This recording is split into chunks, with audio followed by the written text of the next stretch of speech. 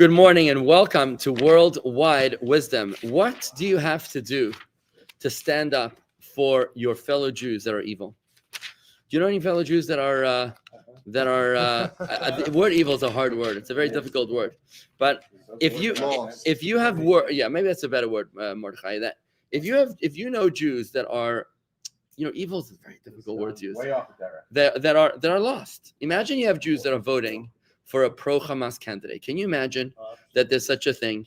Imagine there was an election and you had a Jew that was voting for a pro-Hamas candidate. What should you do with such people? Right? What should you do? A mourner's kaddish, God forbid, right? So it's a very difficult situation. It's a very difficult circumstance. Here in America, we're struggling today with a circumstance where there's an election today. And this election today could lead to 1 million Jewish New Yorkers moving to Palm Beach Gardens. What are we going to do? Or Texas. We're going to vote for McDonald's. We're going to need a bigger table, guys. I mean, seriously, what are we going to do? We're going to invest in the company. So this is the problem. Look, everything's in the hands of Hashem. It's all Leiv Malachim Yad Hashem. The hearts of kings are in the hands of Hashem. But there's a very beautiful precedent that comes up in the Torah portion this week where Abraham, the first Jew, stands up for the wicked Jews. I turn your attention to page 105 in the Blue Chumash, where the Parsha actually begins with the beautiful encounter of Abraham inviting the guests. It's on the third day of his bris. He's recovering, yet he is committed to hospitality. He wants to make sure that he welcomes the guests, and Hashem sends him 3 angels. These 3 angels each have a different mission. One is there to heal Abraham from his bris. Another one is there to inform him of the birth of Isaac at 99 years old. That's pretty cool. Message. And the third one was coming to destroy the city of Sodom and the other cities, the 4 cities around them.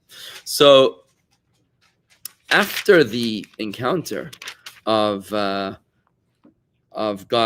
angels letting them know about the birth of their child in a year from now, and Sarah laughs, right? What happens then is here. If you go to page 103 at the very bottom. No, sorry, it's 102 in the middle of the page, actually. Sorry, it's 105. Forget it. It's page 105. Yeah, okay. It's just English doesn't always match the Hebrew. God's plan to destroy it. So yes, jet lag. God's plan to destroy the cities of the plain. God said, "Should I hide from Abraham what I'm about to do to the inhabitants of the cities of the plain? They are part of the plan of the land that I promised him. So I should inform him of my plans. Furthermore, I've made him their father. Should I destroy the children without telling the father?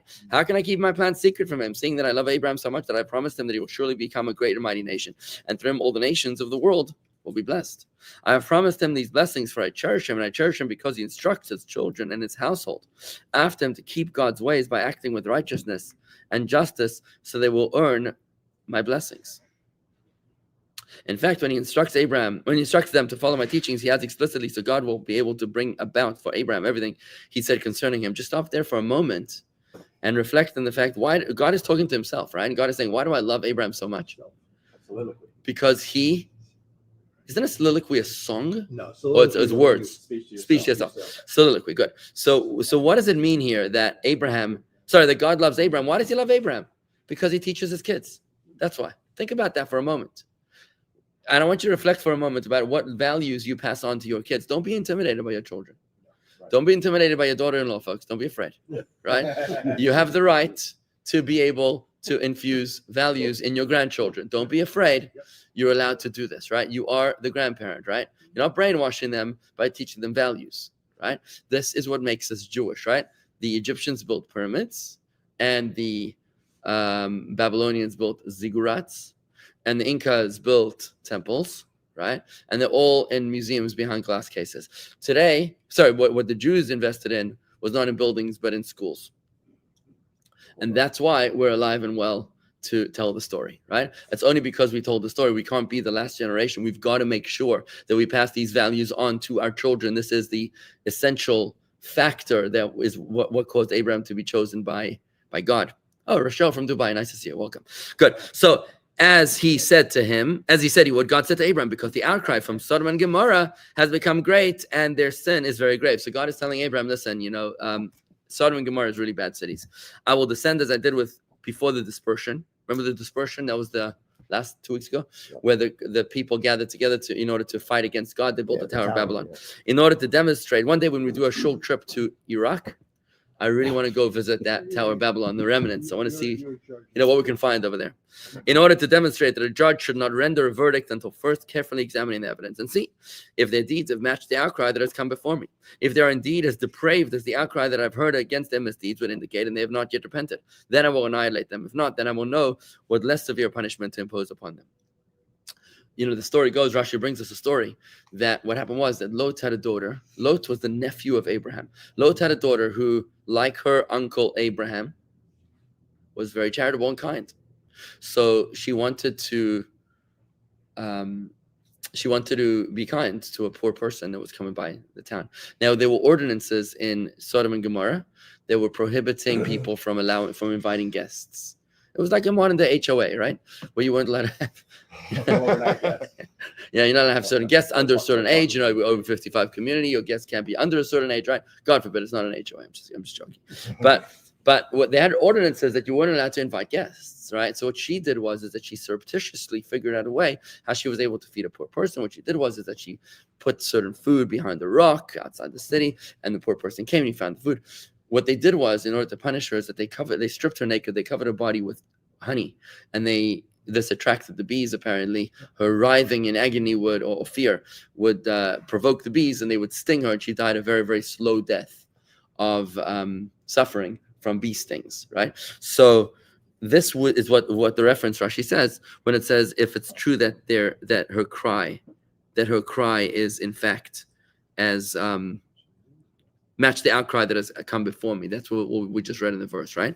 But Abraham knew full well that the inhabitants of the cities of the plain were corrupt. So you got here Abraham facing a situation where you got not even Jews. You're talking about people that are human beings that are evil. I mean, they're anti-charity. They are anti-kindness, right? This is their qualities. These are their traits. And what's Abraham going to do when God tells them, I'm about to destroy them? The man he was escorting turned from the place to which Abraham had accompanied them and headed towards Sodom, while Abraham was still standing before God, listening to his words. Abraham understood that those men were on the way to destroy Sodom. He understood that these were angels. They were on the way to destroy Sodom. So what is he supposed to do? How do you react to such a circumstance? And here comes a very interesting word. I want you to see the word in the original Hebrew. It's the second last line on page 104. I just want you to see this very interesting word. Page 104, second last line in the Hebrew, first word, Vayigash Avraham Vayomar. And Abraham came forward and he spoke. This word Vayigash is a very unusual word. When you Abraham was already standing with God in the previous verse, right? Yeah. It says he was Avraham Odenu Omed Lifnei Hashem, and Avraham was still standing before God. So what does it mean? And he approached and he came forward to speak to God. What does that word mean? This word comes up elsewhere in Torah. Remember when Benjamin was taken hostage by his brother Joseph, and he was framed for having stolen the goblet of Joseph. So Joseph says, don't worry, you guys are free to go. I'm just going to keep this one who's the thief, and we're done. This was the ultimate test of if they had repented or not. And instead, the parsha begins, Vayigash Elah Yehuda, and Judah steps forward to approach him. There, how does Judah approach him? What was the emotion contained within that word? Vayigash is not just, by the way, you can't take the kid. That's not the approach. The word Vayigash means, and he approached with three ways. He approached with, Rashi says, that he was preparing for war, he was preparing for appeasement, and he was preparing for prayer. This is a very well strategized, well fortified, and well calculated strategy, right? In other words, he's coming from three approaches: military, diplomacy, and spiritual, right? Prayer. So he's coming with those three approaches. That's what Judah does, right? In order to stand up to Joseph. He's like, listen, this is not happening. The kid is not staying here, which is exactly what Joseph wanted to see. He wanted to see that the brothers who had betrayed him had repented and were willing to stand up for him. So here, when the word comes up, it's quite shocking. I mean, look, we haven't reached that portion of Vayigash yet in the Torah. It comes up later. But why would this word be inserted right here? Vayigash. Why is Abraham Vayigash to Hashem? So let's read it in English. He figuratively came forward, i.e. prepared himself emotionally to confront God, to argue sternly with him, to appease him, and to pray to him, right? You got military, diplomacy, and spiritual. Seeing that there was very little time left, he began by arguing with God, and he said, would you in your anger obliterate the righteous along with the wicked? And here Abraham proceeds to negotiate.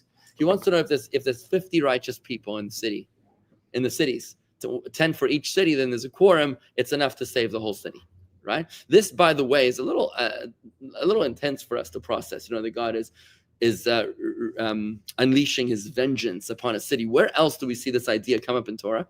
Have you ever seen such a precedent in Torah where God wipes out an entire city for corruption? That entire world. The whole world. That's interesting. That's an interesting precedent, right? The wiping out of humanity in the days of Noah, correct? Now, by the way, in that situation, which is the precedent for this case, how many righteous people were there? There was Noah and his wife, 3 sons, and 3 daughters-in-law. That's 8. That's it. So there wasn't even a minion, which is why when Abraham realizes he gets down to 10, and he says not even one city has a minion, as a quorum, he realizes we can't do this anymore, so he's done. And he walks away, and God proceeds to wipe them out. But that's where we learn that 10 is necessary. But where else we see it also is in the law of the Ir Hanidachat, the city of corruption, the city of idolatry. When there's a city in Israel which is fully steeped in idolatry, there's different laws associated with it, then you've got to burn down the whole city with its inhabitants inside. Right? It's a very, very traumatic experience. The Talmud says it never actually happened in the history of the world. However, it is a concept that God recognizes, that when people descend to the fullness of measure of corruption, then that city needs to be wiped out. So here Abraham approaches these evil city, and he's standing up for them. He's fighting for them. He's literally standing up to God. Why would he do this? Think about that for a moment. Why would he do this? They're not even Jewish people. These are non-Jews that are wicked and corrupt. Not only corrupt against God, they're corrupt against each other. So they're non-monotheists. They're non-monotheists. Yeah, they're not observing the 7 laws of Noah, which at that time were obligatory, right? Because Noah had already lived 10 generations prior. After the destruction of the world, there were 7 laws that were instituted for all of humanity, right? So maybe he was the first humanitarian. He was the first humanitarian. The first humanitarian. By the way, how does Noah react when God said he's going to destroy the world? He builds an ark. He starts building the ark. builds the ark. And he He shrugs his shoulders. I was talking to my siblings in Israel about this. On Friday night, we had a farbrengen with my siblings around the table. And I was talking to them in Jerusalem. It's a beautiful hotel, the David Citadel. It's this horseshoe-shaped hotel facing the old city. It's just a Shabbos in heaven. So there, but Wordheimer was there with us. So what happened was that we saw there was a sign, there's a delegation from Palm Beach Gardens in the hotel, one of the temples was there. So we went over, we had a little farbrengen with them too. So we were sitting around the table with my siblings. Right. Some of your friends? Yeah. So we spoke to the whole group. Yeah. So what happened was that Noah, think about this, Noah builds an amazing Chabad house. Think about it. He spent 120 years building this incredible Chabad house that apparently, Hopefully you could do it a little quicker. a little quicker. That apparently is still around today. The remnants are still on Mount Ararat, right? Yeah. I mean, he builds this boat, this ark, and who lives in it? He's got a bunch of animals and garbage, right? His family, fine. He's got his own family, but I mean, he can't even pull a minion in this big, giant, beautiful building, right? Meanwhile, Abraham doesn't build a building. Doesn't have a fancy shul Chabad house with a social hall and a mikvah and a commercial kitchen. There's none of that. He's got a tent. And who does Abraham have in his tent? The place is jam-packed night and day with guests. How do you explain the difference? I asked my siblings this question. What do you think? Well, he was like a shliach because Location, God wanted him. Abraham clearly is a shliach, but Noach could have been a shliach too. Why wasn't he a shliach? He used to sleep at the wheel. When it came to So the it's my sleep. wife that piped up. My wife piped up and she says, "You want to know the difference between Noach and Abraham? The difference is their wives. Of course. We know nothing about Noach's wife. We know nothing about Noach's wife save her name. That's it. We know that her name was Na'amah. That's all the Torah tells us, and that her brother's name was Tuval Kain, and he invented metal works. That's all we know. That's all we know. Meanwhile, what does Abraham's wife do? Sarah is cooking, she is scrubbing, she is cleaning, she's preparing the 3 tongues, for the guests. She's just constantly cooking. It was such an interesting. She's finding concubine for her husband. She is busy, right? And that's what my wife was saying. You got a Chabad house where the wife is not involved. You're going to be filled like Noah with garbage and animals, right? Right? You get a wife involved in the Chabad house. You're going to be busy night and day. It's going to be rocking and rolling, right? It was a nice one, right? She's busy rock and roll. Can I ask you a quick question? Yeah. If in the commentaries they connect the Shoresh Vayigash with Goshen. It's not the same Shorish as Goshen. Goshen is the place where the Jewish people lived in the land of Egypt, the fat of the land, not to be confused with Goshen, New York. But it was Goshen in the land of Egypt. There, the root, it has a nun, gimel, shin, and nun. It's a different word entirely. It's 2 out of 3, but it's not the same thing.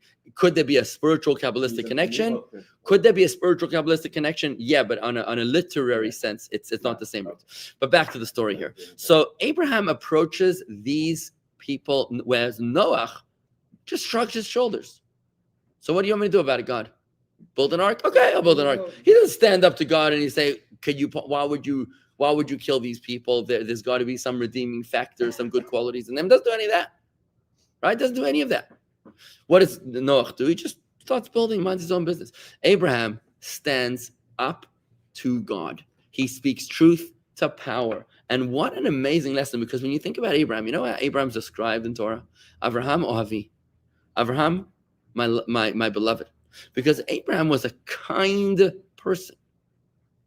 Abraham was a people person. He was kind. He was gentle. He was magnanimous. He was Ish HaChesed, the man of kindness, as opposed to a man of Gevura. People have Gevura. People are strict. People are tough. People are tight-fisted. You have people that they're just tough, right? Now, it's not a bad thing. It's a good quality if you want to be a military general or if you want to be in charge of a budget or a CFO. You want to run a company. But as a father, you want to be kind and gentle, right? So, look at, for example, the house of Hillel and the house of Shammai, right? Hillel and Shammai, right? So you have what happens here? You have this prospective convert. He comes to Shammai and he says, teach me the whole Torah while I stand on 1 foot.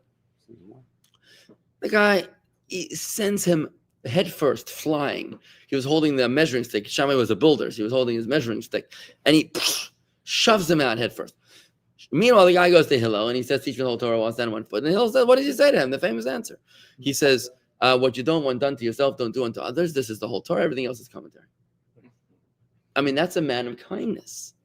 This is a man of magnanimity, the man of understanding. And Tanya tells us these are 2 different people with 2 different soul roots. It's very helpful, by the way, when you're able to identify the soul root of the people closest to you.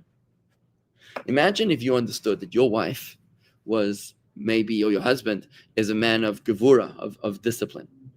Then what happens is that you can lower your expectations of romantic overtures, and you can learn that their love language is more about compliance, perhaps compliance, or acts of service. For example, would be somebody who's more a person of gevura, of strictness, right? Maybe they're not into the gifts that you give them as much as they're into you doing things that are meaningful to them. It's very, very helpful. What was that? Put away the dishes. Just something as simple as washing the dishes can be much more valuable to them than buying them a $10,000, $20,000 necklace. Because when you understand the root of where a person comes from, it makes a big difference. And Tanya speaks about how we all have a soul root. Every single one of us is a soul root. And when you recognize your own soul root, it helps you understand yourself. It helps you understand how you will find meaning in your life. By the way, we have a beautiful class today at 4 p.m. on the meaning of life. And it helps you understand who you are, where you're coming from, and where you're going. So when we look at Abraham and we see here's a guy that is just totally magnanimous. He was so kind that the Medrash tells us that the attribute of kindness complained before God that he was out of a job. The attribute of kindness, right? The Jews will not replace us. Who said that, right? Abraham is replacing the attribute of kindness, right? Because he was the attribute of kindness. He had people coming into his tent, and he would make sure that these angels at the beginning of the portion would wash the dust off their feet before entering his tent. Why? I don't understand this. But Rashi says something about because they would worship the dust on their feet.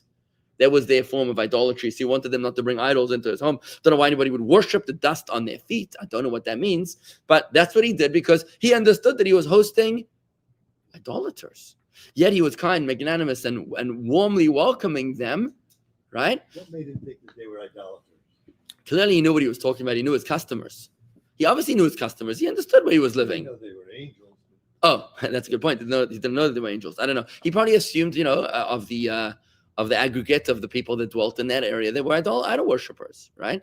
So why is Abraham, who's the man of kindness, suddenly switching gears to stand up with gevura, with discipline, with strictness, with defiance to God? Shouldn't the man of kindness suddenly just say, God, whatever you say, You're the boss. your wish is my command. You're the boss. That's what the man of kindness should do. The Rebbe points out that the word vayigash Avram vayimar is out of place. It doesn't belong in Abraham's lexicon. It doesn't belong in his toolbox. From here, the Rebbe points out that Abraham actually switched his personality. He switched gears in order to stand up to his fellow Jews, to his fellow human beings. He stepped out of his natural disposition in order to do what needed to be done. Now, I want you to think about that for a moment. How often does it happen that we say, Rabbi, I'm not comfortable with X, Y, Z. I'm not comfortable with laying tefillin. I'm not comfortable with giving this amount of charity. I'm not comfortable with tolerating that nudnik in the synagogue, right? Get your attention. But not using my name. I'm trying to anonymize. In Yiddish we say, "Afghan of Brenta Hitzel." The hat burns on the head of the thief, right? Right. Self-incriminating.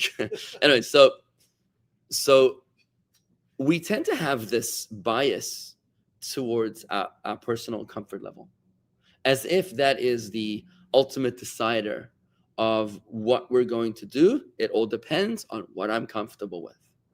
Yet here from the very first Jew, we learn that God created you in a certain default setting for you to be able to overcome that default and to reinvent yourself.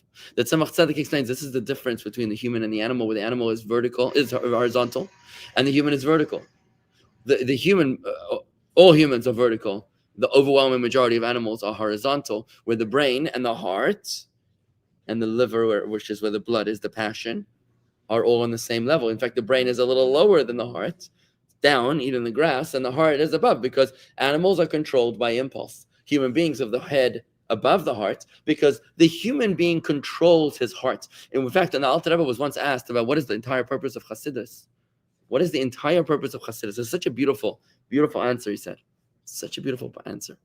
He said, the whole purpose of Chassidus is 3 words.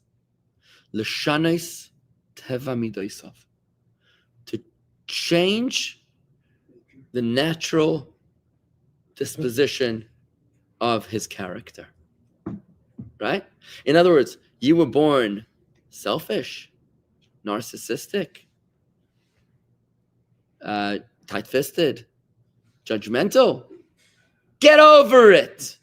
That's the purpose of Chassidus, to infuse our brains with Chabad, with idea, understanding, and feeling, with a godly awareness, that we will tell our heart who's boss, not the other way around. And this is the extraordinary lesson that we learn from Avraham. When Avraham has to stand up for humanity, and like you say, Harvey, he's the first humanitarian, yes. Abraham says that you've got to be able to find some redeeming quality. You remember what it says in the law, that when it comes to capital punishment cases, when the court, the grand Supreme Court, the Sanhedrin of 71 elders would rule about someone being convicted to death, if there was not a single dissenting view, he could not be executed.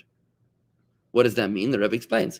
I mean, if he's guilty of sin, then why couldn't we execute him when there's not a single dissenting view that gives him benefit of the doubt? The reason is because if there was not even one of the judges that was able to see a redeeming factor, it means that they didn't dig deep enough. So this is where Abraham's coming from. And Abraham is searching high and low to be able to figure out a way to to defend his fellow human beings. And he's even willing to change his disposition, to go out of his comfort zone, to stand up for God. It was so interesting, at this wedding that I was at last week. My family is Chabad. My brother's family is Chabad. The bride's family is Gerer Hasidim, which is the big Streimels, right? Family from London, Israel. The Chassan himself is from the Lithuanian yeshivas, which is the non-Hasidic at all. So the yeshiva students, the friends of the groom, were all non-Hasidic. Some of my cousins that were there were like extreme left-wingers, Israeli left-wingers. People that were like, somebody didn't come. One of the cousins didn't come because the husband of one of the cousins didn't come because there was a mechitza at the wedding. There was a division of men and women, and had he known how long the cocktail party would have been before, weddings don't start in Israel before like 8 p.m. By the way, the chuppah was called for like 7:30, 8 p.m. Beautiful rooftop out there in Tel Aviv. It was amazing. But long cocktail, like an hour and a half cocktail party. We didn't start the reception until like 10 p.m. But the dancing was amazing. The dancing was clean shaven, Chabad beards, the Hasidic Streimels, the Tel Avivi left wingers, the right wingers, the black yarmulke, the tiny Chatzi shekel yarmulke, the Kippa Sruga, the no yarmulke, all dancing together. It was beautiful. So we're walking across the street on Friday afternoon, just at sun setting on the Jerusalem Friday Shabbos. The place is just, you can sense the holiness. You can slice it with a knife as the golden sun is setting on the walls of the Jaffa Gate. God willing, we'll have a tour to Israel soon. We're working on it. The Rebbe Tzachon is working on it. So as we're walking by, we're crossing the road out of our hotel to go to the old city. We see cars driving by. So there was a cousin, like other part of the family there, who was non-Hasidic. And he says, you see the people driving these cars? They're not Jews as far as I'm concerned. That's what he says. He says, they're not Jews as far as I'm concerned. I said, first of all, they're probably Gentiles. They're probably Gentiles. I said to them, they're probably Gentiles. Who do you think is driving on a Friday night in Jerusalem? Number one, they're probably Gentiles. Number two, even if they're Jews, they just don't know any better. How could you possibly write them off like that? They're not Jews in my book. They're fellow Jews. They're your brother and sister. They just don't know. Love your fellow Jew. They just don't know any better, right? So we got into this whole discussion. And what I did is that I shared with him, I said, if you think about Moses, what did Moses do? The very closing words of the Torah is that Moses, God is thanking Moses for having the courage to smash the tablets. These are the last words of the entire Torah. For having the courage to smash the tablets. Now, that's a very funny thing to do. Why did he smash the tablets? I mean, funny. It's an odd thing to do. For God to thank him for smashing the tablets. The tablets is God's crown gift to mankind, to Jewish people. The 10 Commandments. Why did Moses smash the tablets? Rashi says, because Moses didn't want that God should have a prosecuting argument against the Jewish people. When God gave them the 10 Commandments, the 2 tablets, and now they go into the sin of the golden calf, right? They're cheating on God with an idol, with an idolatry, right? So God had now an accusation to the Jewish people. So what does Moses do? He tears up the marriage contract. So when God comes to Moses and he says, why did they cheat on me? Moses says, where's your marriage contract? Right? So Moses is willing to smash the 10 Commandments, the tablets of stone, God's gift to mankind, in order to defend who? Who is he defending? The Jewish people. Not just the regular Jewish people. The idolaters, the deliberate idolaters who made a golden calf 7 weeks after The Exodus. 40 days after they received the Torah on Mount Sinai. I mean, they were cheating on their husband 40 days after the wedding. I mean, they're literally on the honeymoon still when they're cheating on God. These are the people that Moses is standing up for. In 1986, on Simchas Torah, when the Rebbe was teaching this teaching, the Rebbe was weeping as the Rebbe shared the story. And he says, here you see the mark of a true Rebbe. The mark of a true Jewish leader who's willing to throw himself under the bus in order to stand up for his people. Which people? Even the most sinful of his people. He takes the Torah about which it says Torah's Moshe. It's the Torah of Moshe. That's what it's called. He takes his Torah, the gift that he received from mankind. Can you imagine? Why would he do that? Couldn't he just say, like, you know what, God, enough of those people. Let's amputate that little that little, what's it called, like this bad apple, these bad apples, and let's, this is a great thing we have over here in the Ten Commandments. No, he lets it all go in order to defend his people. And the lesson that we have to learn, my friends, is that we learn from Abraham, we learn from Moses, that when it comes to standing up to your people, for your people, we cannot allow anything to stand in our way. They are our brothers and our sisters. We cannot have any tolerance for people speaking badly about our fellow Jews. And if this is true about the most sinful of Jews, the sinners of Sodom and Gomorrah, the sinners of the idol of the golden calf, how much more so when it comes to a fellow Jew who's in shul with you here? The guy who happened to Nebuch take your seat and he didn't realize, or he's talking too loudly, and maybe he did realize, and maybe he's talking too loudly, and maybe he's annoying you, maybe he's driving you bananas, and you're not happy about it. We need to adopt a zero tolerance policy for speaking badly, folks. Don't look at the camera. Try to look studious. We're taking a picture. So imagine if we adopted a zero tolerance policy to speaking badly about, to listening to something bad about a fellow Jew. There's today's a Yom Yom. We learn that when evil speech is spoken, when Lashon Hara is said, it kills three people: the person who invented the story, the person who speaks the story, and the person who's listening to the story.